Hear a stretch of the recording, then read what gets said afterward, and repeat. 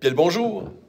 Dans cette courte vidéo, je vais vous parler des variations de vitesse que l'on peut observer dans un système de transmission du mouvement, comme celui-ci, c'est-à-dire un système à roue dentée.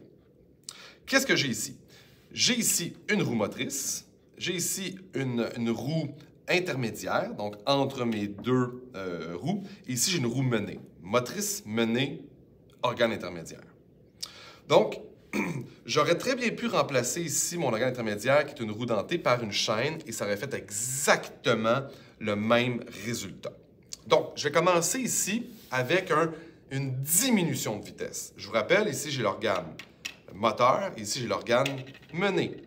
Donc, pourquoi une diminution de vitesse? Observez bien les flèches. Donc, je vais faire un tour complet à ma roue motrice qui a 16 dents.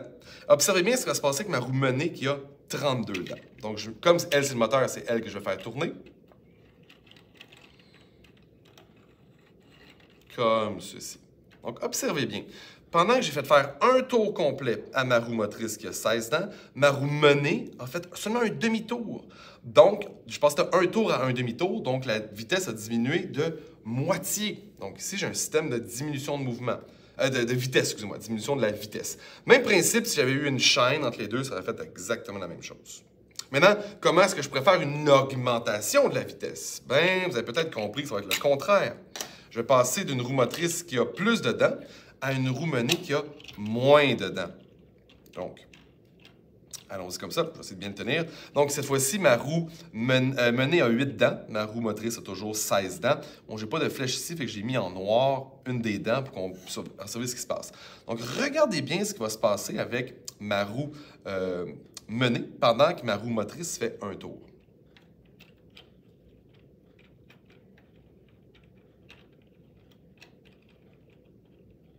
Donc, j'arrête là pour vous le montrer. Regardez. Pendant que ma roue menée faisait un demi-tour, qu'est-ce qui s'est passé ici? Ma roue motrice a fait un demi-tour. Ma roue menée a fait un tour complet. Complétons le tour de ma roue motrice. Maintenant, elle vient de faire un tour complet. Et qu'est-ce qui s'est passé pendant ce temps-là avec ma roue menée? Elle a fait un deuxième tour. Donc, pendant que ma roue motrice faisait un tour, ma roue menée a fait 2 tours. J'ai donc augmenté la vitesse par un facteur de 2. Donc, la vitesse est rendue 2 fois plus grande. Donc, pour augmenter la vitesse, je passe d'une roue qui a plus de dents à une roue qui a moins de dents. Et si je voulais diminuer la vitesse, encore une fois, je vais vous montrer, c'est 24 dents. Donc, j'ai ici une roue motrice à 16 dents, ici une roue motrice roue menée à 24 dents. Donc, puisque celle-ci, la roue motrice a moins de dents que la roue menée qui a plus de dents, je vais avoir une diminution de la vitesse.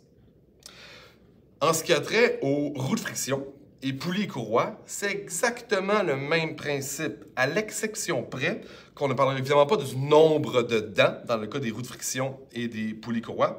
On parlait du diamètre. Donc, si dans ce cas, je passe d'un petit diamètre à un plus grand diamètre, je vais diminuer la vitesse.